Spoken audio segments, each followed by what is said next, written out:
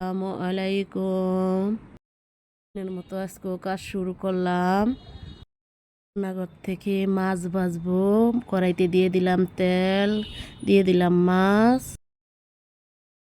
Poultry মাছটা ভেজে নেব।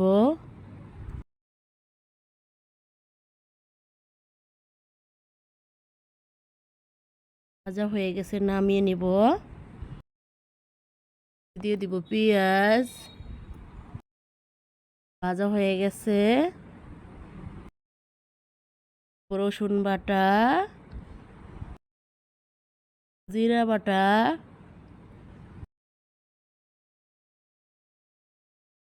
পানি, মশলাটা যে না পুড়ে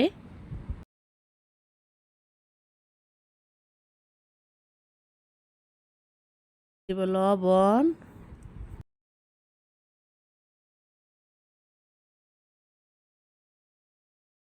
হলুদের গুঁড়া,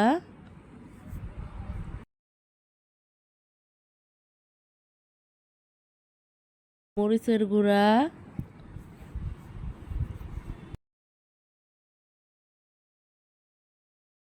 কাঁচামরিচ। মশলাটা কষাবো। আবার একটু পানি, মশলাটা কষাবো। হয়ে গেছে, দিয়ে দিব আলু। ভালোভাবে লড়াচড়া করব। রুই মাছ দিয়ে রানবো। উঠিয়ে দেখবো।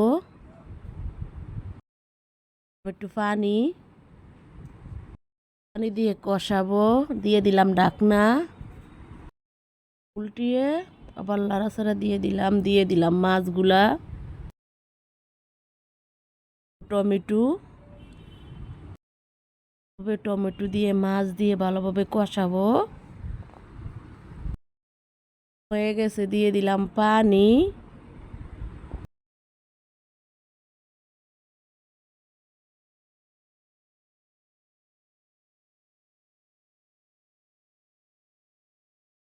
ঢাকনা দিয়ে ঢেকে দিলাম। দেখবো বলক আইছে তরকারিটা। দিলাম ধনিয়া পাতা।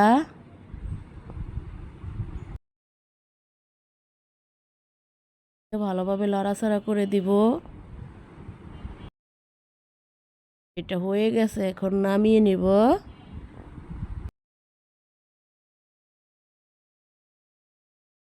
শুটকির ভর্তা করবো, তাওয়াতে দিয়ে দিলাম কাঁচামরিচ। হয়ে গেছে। শুটকি শুটকিটা টেলে নেব। টালা হয়ে গেছে। শিলফাটায় ভর্তাটা করে নেব। দিলাম কাঁচামরিচের লগে লবণ। মরিচটা বেটে নেব।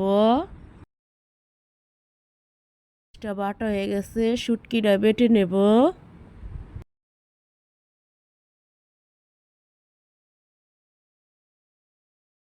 এটা বাটা হয়ে গেছে, দিয়ে দিব পেঁয়াজ।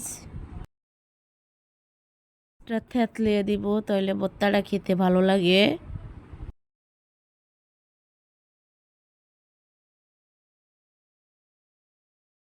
বানানো হয়ে গেছে প্রায়। বানানো শেষ। কপি ভাজবো, কড়াইতে দিলাম পাতাকপি। দিয়ে ঢেকে দিব।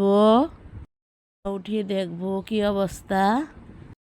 ছেড়ে ছেড়ে দিব ভালোভাবে। লবণ দিয়ে দিলাম। ভালোভাবে মিশিয়ে নিলাম। দিয়ে ঢেকে দিব। উল্টি আবার দেখবো সিদ্ধ হয়েছে কিনা। কফিটা হয়ে গেছে, এখন ভেজে নেব। দিয়ে দিলাম তেল, দিয়ে দিলাম পেঁয়াজ, দিয়ে দিলাম কাঁচামরিচ।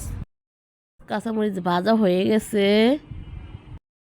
দিলাম পাতাকপিটা। ভেজে নেব। হলুদের গুঁড়া।